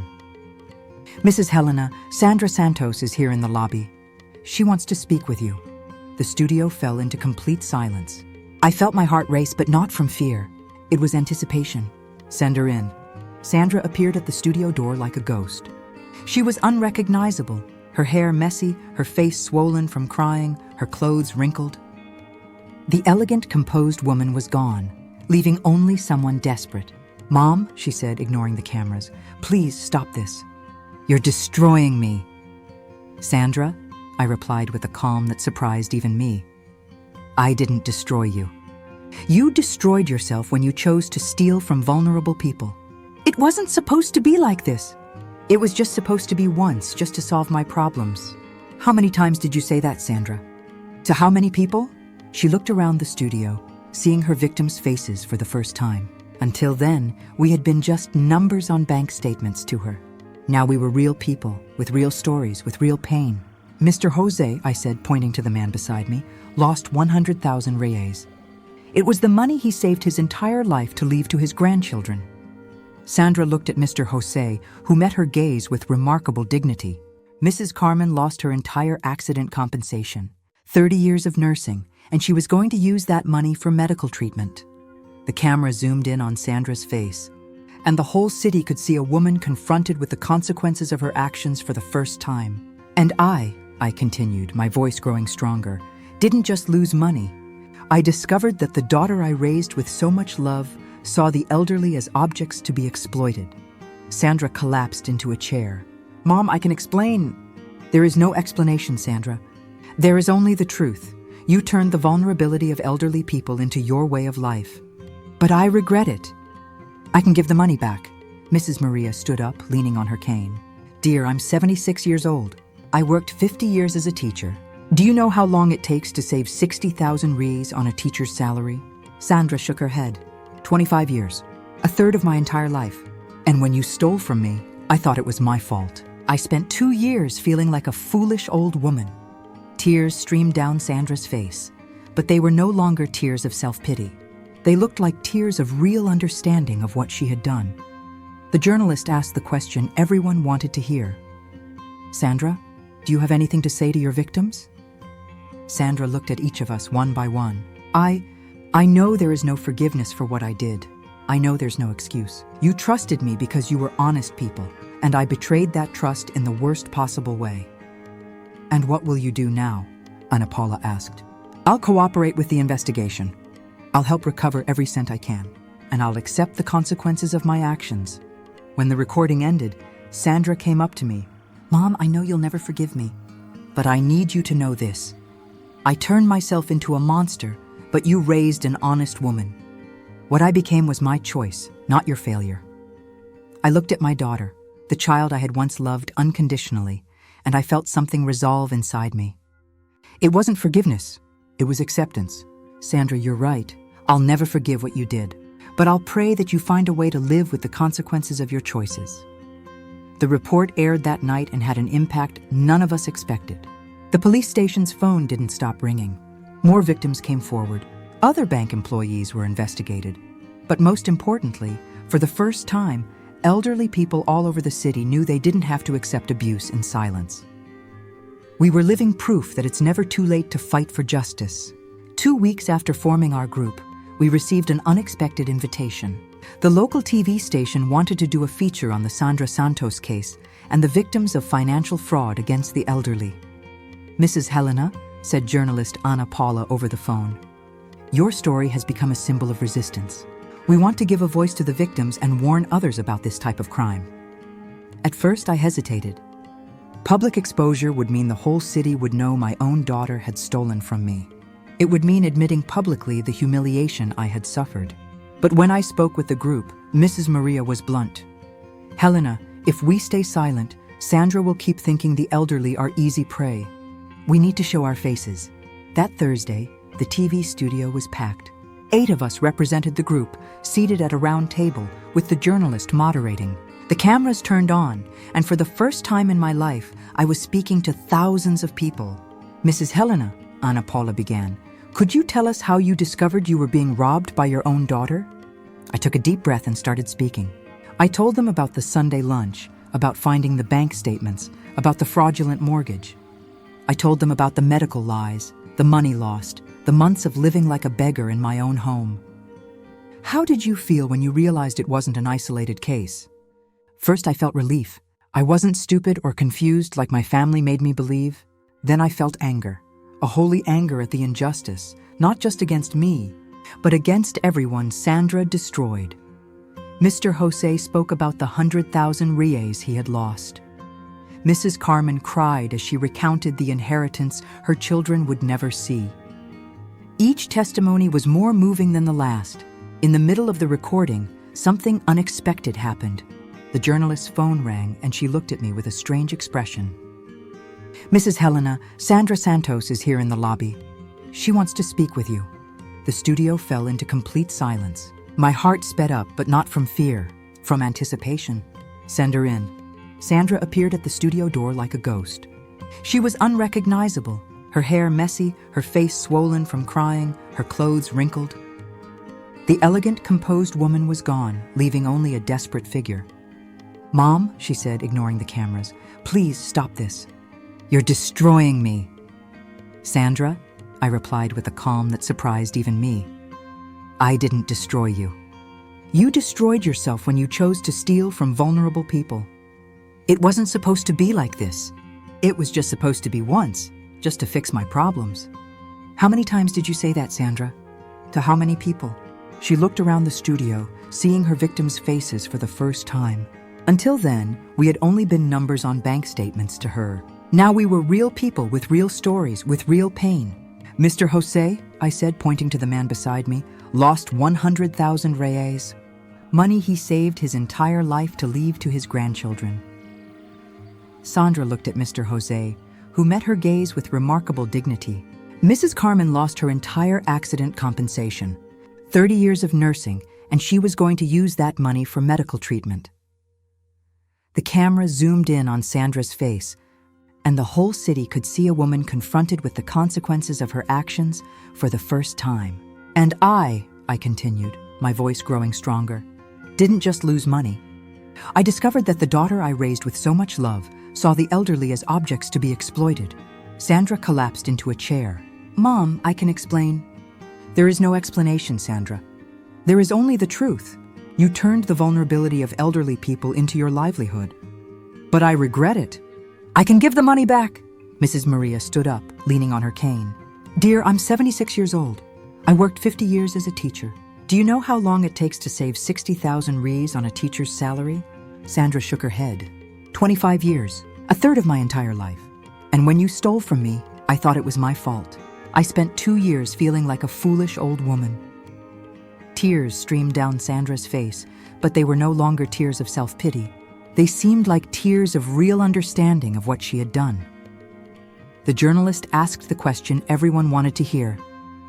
"Sandra, do you have anything to say to your victims?" Sandra looked at each of us, one by one. I know there's no forgiveness for what I did. I know there's no excuse. You trusted me because you were honest people, and I betrayed that trust in the worst way possible." "And what are you going to do now?" Ana Paula asked. "I'll cooperate with the investigation. I'll help recover every cent I can, and I'll accept the consequences of my actions."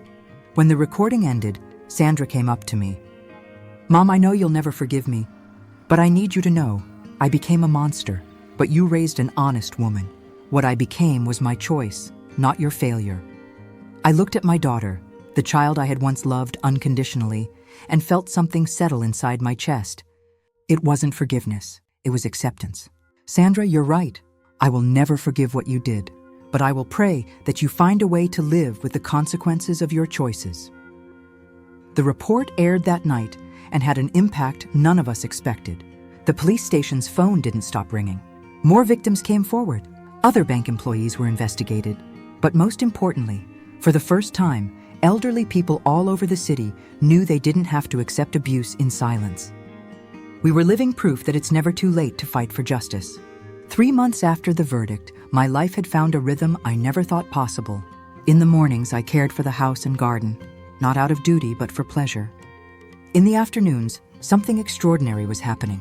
My home had become an informal support center for elderly people facing similar problems. Every Tuesday and Thursday, the living room filled with people sharing stories, seeking advice, finding strength in unity. That Thursday, we welcomed Mr. Alberto, 79, who had discovered his son-in-law was siphoning money from his account. Mrs. Ruth, 71, whose son was selling her medication to buy drugs.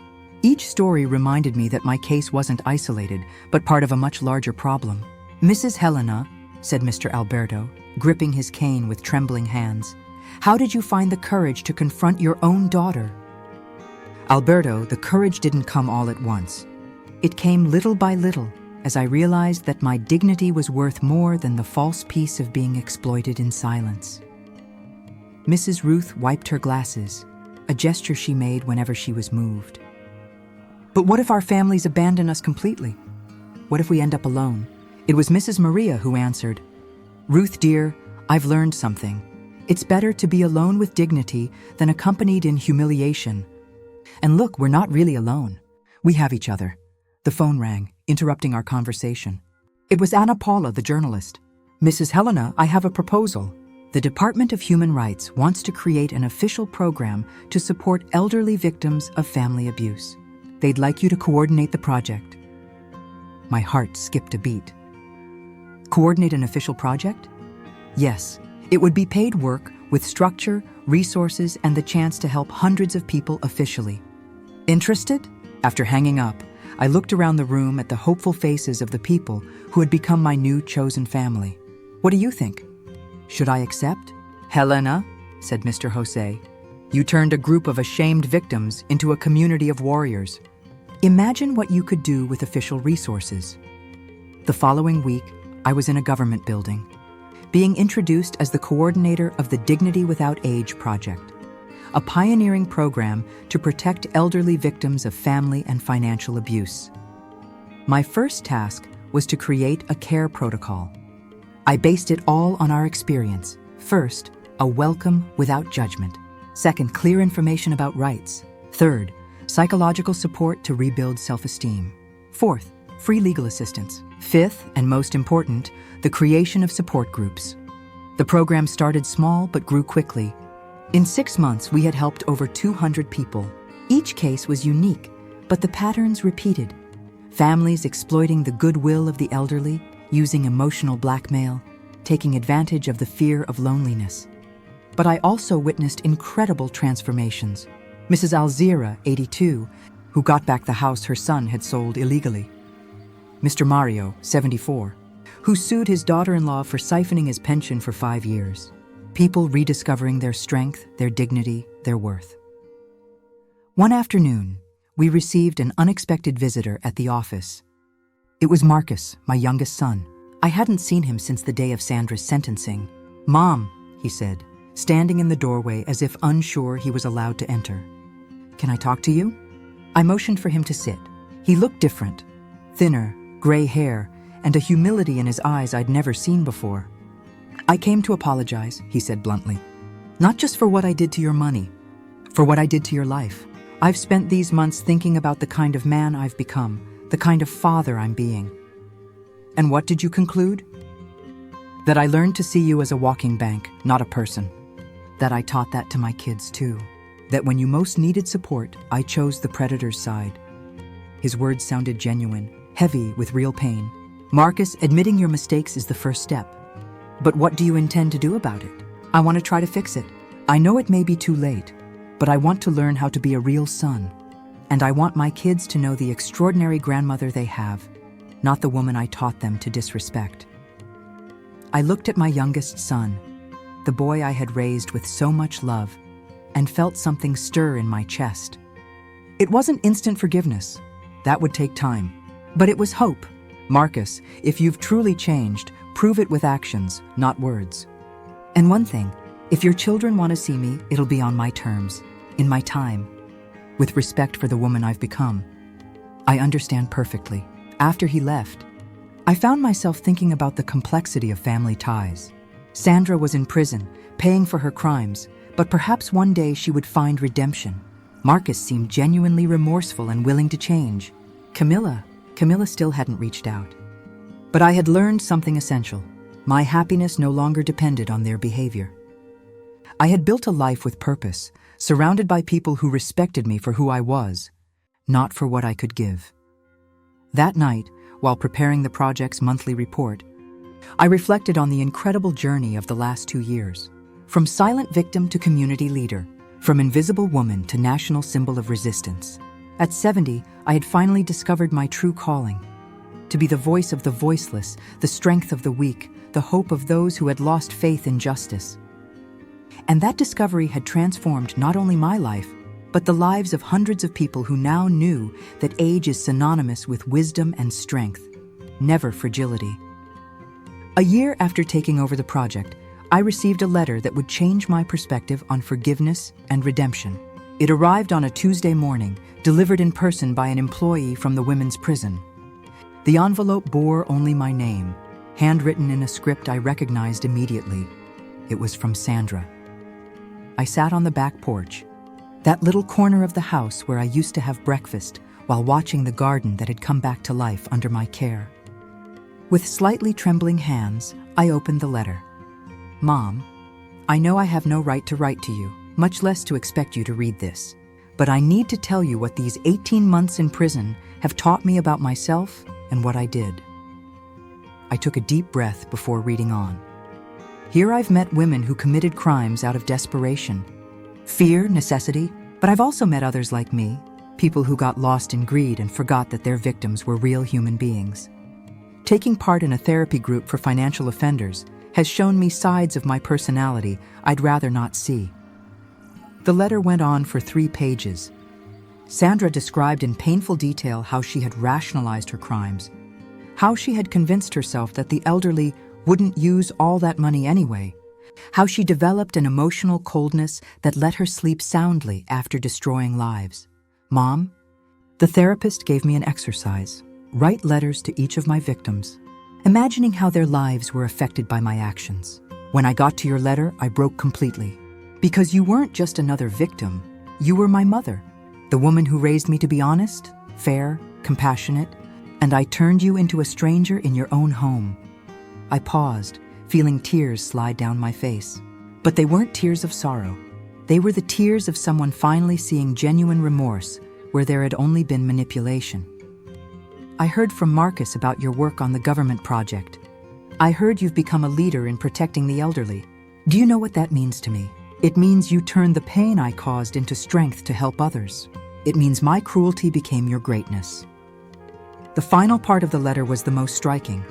I'm not asking for forgiveness. I don't deserve it. I'm not asking for visits or contact. I have no right.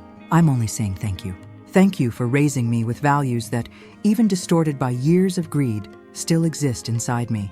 Thank you for fighting not only against me, but for all the people I harmed. Thank you for turning our family tragedy into a source of hope for hundreds of people. The letter ended. I am your daughter, and that will always be true.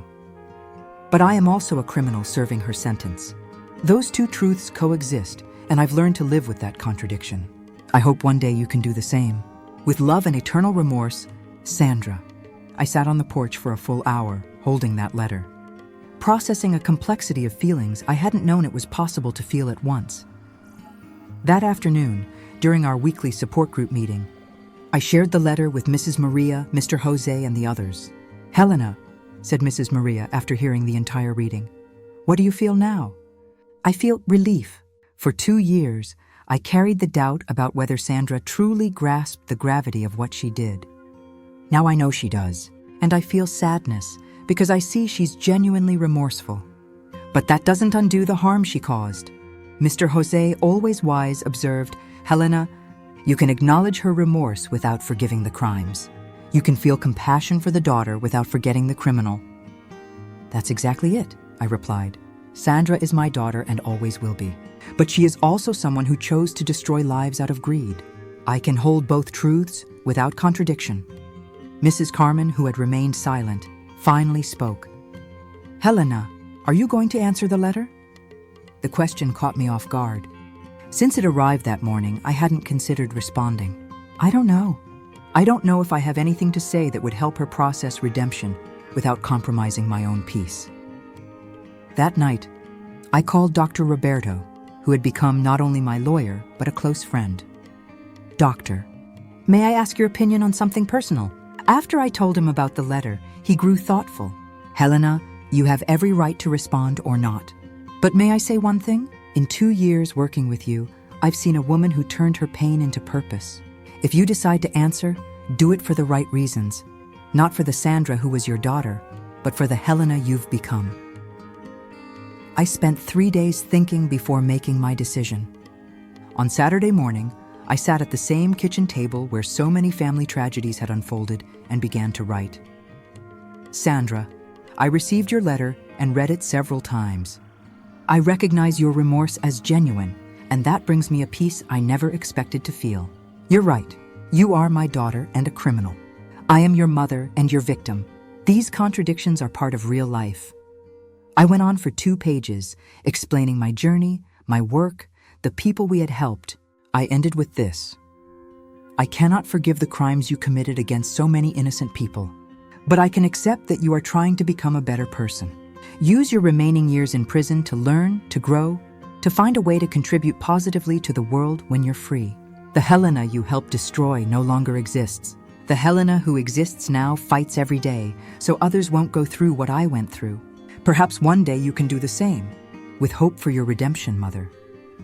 I sent the letter on a Tuesday. I don't know if Sandra ever replied, because I asked the prison not to forward me any more correspondence from her. Because I had discovered something fundamental about forgiveness. It's not about forgetting or accepting the unacceptable. It's about freeing yourself from the weight of resentment so you can move forward with purpose and peace. And that lesson became one of the cornerstones of my work with other victims, teaching them that it is possible to find healing without necessarily finding reconciliation. 2.5 years after it all began, I received a phone call I never imagined in my life. Mrs. Helena, this is the Office of the Presidency. You've been selected to receive the Civil Merit Medal for your services in protecting the rights of the elderly. I was silent for so long that the staff member asked if I was still on the line. I'm here, I finally managed. But I think there must be some mistake. I'm just a 70-year-old woman who coordinates a local project. Mrs. Helena, you're not just a coordinator. You're responsible for creating a care model that's being replicated in 12 states. Your story inspired changes in national legislation. You've saved not only yourself, but hundreds of other people. When I hung up, I sat in my living room armchair, stunned. The Civil Merit Medal. It was one of the highest honors an ordinary citizen could receive in the country. The phone didn't stop ringing the rest of the day. Conceição, crying with joy from Brasília.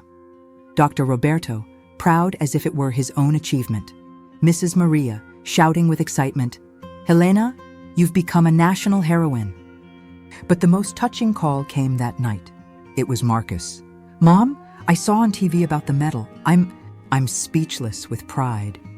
Marcus, I said gently, thank you for calling. Mom, can I confess something? For years I thought you were just my mother. Someone who existed to take care of me. I never stopped to think of you as Helena, the person. As a woman with dreams, talents, potential of her own. His words touched me deeply. And now I see that I was raised by the most extraordinary woman I've ever known. But I was too blind to realize it for 40 years. 2 weeks later, I was in Brasília at the Palácio do Planalto. Conceição had come especially for the event, as had Mrs. Maria, Mr. Jose, and other members of our original group. They insisted on accompanying me. Helena, said Mrs. Maria as we waited in the antechamber. Remember when we first met? 2 old ladies, ashamed, thinking it was our fault. And look where we are now, added Mr. Jose. We changed laws, saved lives, proved that age is synonymous with experience and wisdom. When my name was called, I walked up to the stage where the president was waiting. I wore my most elegant navy blue dress, the same one I had worn at Sandra's sentencing. It was my justice dress. Helena Santos, said the president, for your courage in confronting injustice, for your leadership in protecting the most vulnerable, and for proving that it is never too late to become an agent of social transformation. We award you the Civil Merit Medal. The weight of the medal in my hands was symbolic. It represented not just my journey, but the journey of all elderly people who refuse to accept abuse in silence. During the reception, I was approached by journalists, officials, NGO representatives. Everyone wanted to know about the Helena Santos model for elder protection, as it was now being called. But the most important conversation was with a young social worker from São Paulo. Mrs. Helena, I've worked with the elderly for 10 years. Your story completely changed my approach. Before, I saw my clients as fragile victims who needed protection. Now I see them as potential warriors who need information and support. That's the fundamental difference, I replied. Elderly people don't need pity. They need respect, information, and the assurance that their voices will be heard. On the flight home, Conceição asked me a question that made me reflect deeply. Helena, if you could go back in time and prevent everything that happened with Sandra and the family, would you? I thought for a long moment, staring out the airplane window at the clouds stretching endlessly. No, I finally answered. If I avoided my pain, I would also avoid my transformation. If I hadn't been robbed and humiliated, I never would have discovered my strength. I never would have become who I am today. And who are you today? Today, I am Helena Santos, not someone's mother, not someone's widow, not someone's grandmother. I am Helena Santos, defender of elderly rights, national coordinator of the most successful project against elder abuse, recipient of the Civil Merit Medal. I paused, feeling the truth of my next words. But most importantly, I am Helena Santos, a woman who discovered at 70 years old that the greatest phase of her life was only just beginning. When the plane landed back home, a surprise awaited me. A small group of people with signs, "Welcome our heroine." It was the community I had helped build, greeting me the way a true family welcomes a loved one. Mrs. Carmen held a sign that read, "Helena, proof that the best defense is a good offense." Mr. Alberto, now 81, shouted, "Our leader is back!" That night, alone at home, I placed the medal on the kitchen table, the very same table where it had all started with that terrible discovery of the bank statements. Now it symbolized not the end of a life, but the beginning of the most meaningful phase I had ever lived, because I had finally understood a fundamental truth. Sometimes, life's greatest betrayals are gifts in disguise, forcing us to discover strengths we never knew we had. And that discovery had changed not only my life, but the life of an entire nation. 3 years after receiving the medal on a Sunday morning, I was watering the roses in my garden when I heard the doorbell. I wasn't expecting visitors. My weekends were sacred, reserved for rest and self-care. I opened the door and found 2 children standing on the porch. Pedrinho, now 10, and Sophia, 8. My great-grandchildren. I hadn't seen them in 4 years, since that last family lunch that had changed everything. "Grandma Helena?" Pedrinho asked hesitantly. "It's us, Pedrinho and Sophia. Do you remember us?" My heart tightened at the sight of those little faces that had grown so much, but still carried the innocence I remembered. "Of course I remember, my loves. Where are your parents?" "Daddy's in the car," said Sophia, pointing toward the street. "He said he'd only come if you let him." I looked out and saw Marcus sitting in the car, waiting. He waved timidly when he realized I'd seen him. "And why did you come to see me?" Pedrinho swallowed hard before answering. "We saw you on TV. At school, everyone said our great-grandmother is a famous heroine. So we wanted to meet our heroine great-grandma." Heroine great-grandma. The children had grown up knowing only that I existed, but now they saw me through the world's eyes, not as the grandmother who wasn't fit to take care of them, but as someone worthy of admiration. "Would you like to come in for some juice?" Their eyes lit up. I signaled to Marcus, who stepped out of the car and approached cautiously. "Mom, thank you for welcoming the kids. They've been asking about you for months." In the kitchen, while preparing juice and cookies, I watched the children look around with curiosity. To them, this was practically a new house. They didn't have the emotional memories of this place that I would have expected from close great-grandchildren. "Grandma," Sophia said, "is it true that you help people who are sad?" "I help people who've been through difficult situations with their families, yes." "Like ours?" Pedrinho asked, with that brutal frankness only children have. Marcus nearly choked on his juice, but I stayed calm. "What situation in your family?" "Daddy said they did bad things to you, that Aunt Sandra is in jail because of it, and that we couldn't see you because the grown-ups ruined everything." I looked at Marcus, who was red with embarrassment. At least he had been honest with the children about what had happened. "Pedrinho, Sophia, sometimes adults make very serious mistakes, and those mistakes have consequences. But you are not guilty of the mistakes adults make." "Are you mad at us?" Sophia asked, her big eyes full of worry. I knelt down to their height and held their little hands. I was never mad at you. You were just small children when everything happened. But now you're older and can understand things better. Can we keep visiting you? Pedrino asked. I looked at Marcus, who was watching me anxiously for the answer. You can visit if you want, but under certain conditions. First, I am no longer the great-grandmother who does everything you want. I am Helena Santos, a person with her own life and commitments. Second, if you come here, it will be with respect, for my house, my rules, my time. The children nodded solemnly. And third, I continued, looking directly at Marcus, I will never again be treated as someone who exists only to serve the family. I am a complete person, with my own dignity. We understand perfectly, Marcus said. The children know about your work, about the medal, about everything you've accomplished. They're proud of their great-grandmother. We spent the afternoon talking. The children told me about school, their friends, their dreams. I told them about my work, the people I helped, the importance of treating everyone with respect, regardless of age. When they were leaving, Pedrino hugged me at the door. Grandma Helena, can I say something? Of course. I think you're cooler now than before. Why? Because now you seem stronger, happier. Before, you always looked tired. The words of a 10-year-old child perfectly summed up my transformation. I was stronger, happier, more complete than I had ever been. That night, I called Conceição to tell her about the visit. Helena, how do you feel about this? I feel like the circle has closed. Not a complete reconciliation, that may never happen, but acceptance. I can have a healthy relationship with my great-grandchildren without going back to being the Helena who existed only to serve others. And Marcus? Marcus is different, respectful. He seems genuinely repentant. But more importantly, he seems to understand that I've changed and that he needs to relate to me on my terms. A week later, I received an unexpected invitation. A federal university wanted me to give a lecture on active aging and empowerment in later life. When I stepped onto the stage of the packed auditorium filled with students of social work, psychology, and law, I looked out at that sea of young faces and felt a profound responsibility. My name is Helena Santos. At 72 years old, I discovered that life can begin again at any moment, even after the greatest betrayals.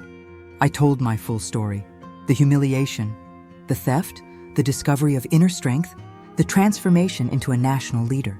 But I ended with the most important lesson. You will work with elderly people throughout your careers. Always remember, we are not problems to be solved. We are people with stories, dreams, rights, and potential. Do not see us as fragile victims. See us as seasoned warriors who sometimes just need information and support to fight our own battles. The auditorium erupted in applause, but it was the words of a young student during the Q&A session that touched me most. Professor Helena, you've made me completely rethink how I'll approach my work with the elderly. Thank you for showing us that age is not a limitation. It's liberation. I left the university knowing I had planted seeds that would blossom in hundreds of lives over the years. Because in the end, that had become my mission, to show the world that the golden years are not about decline, but about discovery. Not about becoming less, but becoming more. Today, at 75, I wake up every morning knowing exactly who I am and what my purpose in the world is. Helena Santos, defender of the rights of the elderly, national coordinator of a project that has already assisted over 1,200 people, recipient of the Civil Merit Medal, and most importantly, a woman who discovered that life can begin at 70. I'm sitting on the same porch where I opened Sandra's letter 3 years ago. But now it's a completely different space. No longer the refuge of a broken woman, but the office of a leader who receives visitors from all over the country eager to learn about the Helena Santos model. Just yesterday, I welcomed a Senate delegation who want to turn our service protocol into national law. Imagine a federal law born from the experience of a retired seamstress of 68 who refused to be robbed in silence. The Dignity Without Age project now operates in every Brazilian state. More than 5,000 elderly people have been assisted, and the statistics are striking. 87% managed to recover at least part of their stolen assets.